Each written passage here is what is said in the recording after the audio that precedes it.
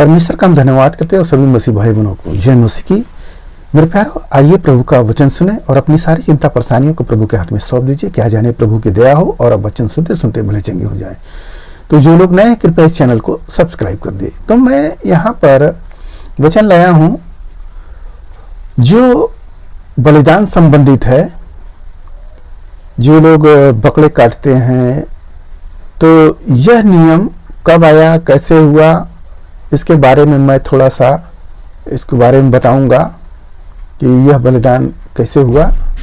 तो आप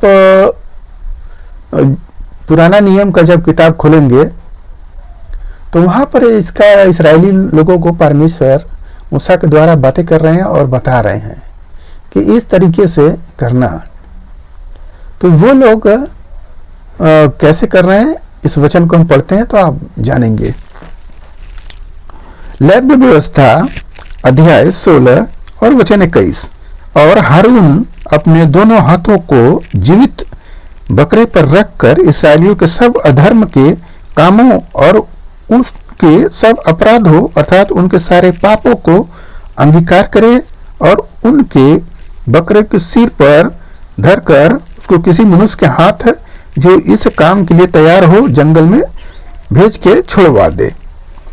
वह बकरा उनके सब अधर्म के कामों को अपने ऊपर लादे हुए किसी निर्जल स्थान में उठा ले जाएगा, इसलिए वह मनुष्य उस बकरे को जंगल में छोड़ दे। आमीन।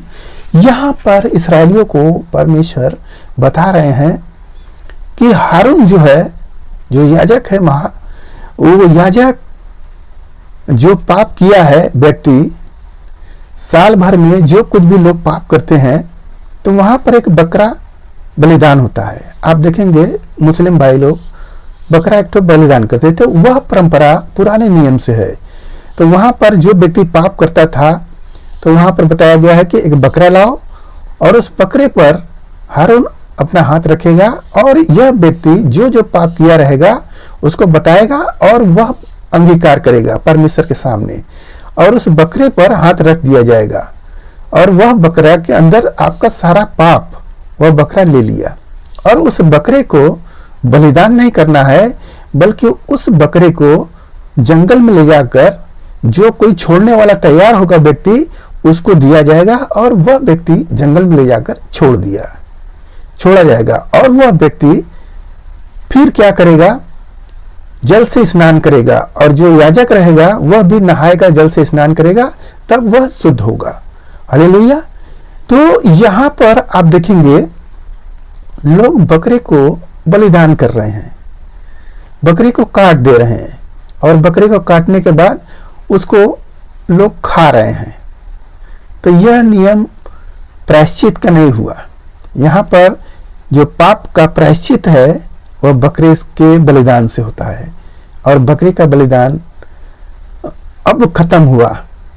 यह बलिदान हर बार होता था तो परमेश्वर का नियम था कि बकरे लाओ, शुद्ध हो और उसमें कोई दोष न हो। मगर लोग क्या करते थे, टूटा फूटा, लंगड़ा, काना, बीमारी वाला, दुबला पतला, ऐसा करके लोग लाते थे। तो परमेश्वर देखें कि नियम को नहीं पालन कर रहे हैं, तो हमारे आज के प्रभु यीशु मसीह वह मेमना है जो स्वयं अपने आप को बलिदान किए।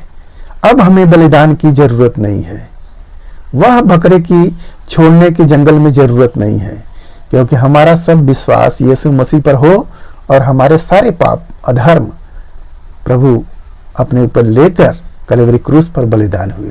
तो मेरे प्यारो, आज के इस वचन से आपको मिल गया होगा कि प्रभु यीशु मसीह ही है हमारे पापों को लेने वाले।